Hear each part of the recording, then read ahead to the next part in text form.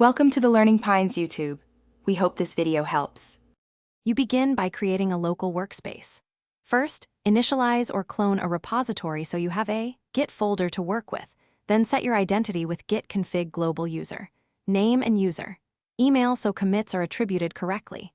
Once done, check status with git status to see untracked files.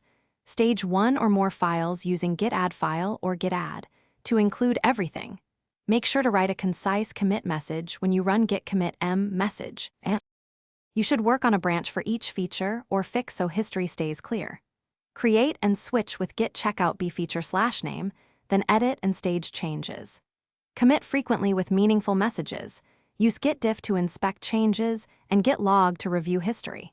When ready to share, add a remote with git remote add origin URL if needed, then push using git push uorigin feature/name. Make sure to pull recent changes from the target branch before merging to reduce conflicts.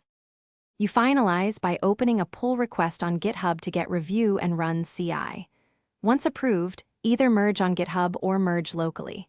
Git checkout main, git merge feature/name, and git push. If you encounter merge conflicts, Git will pause, open the conflicted files, resolve differences, then git add and git commit to complete the merge.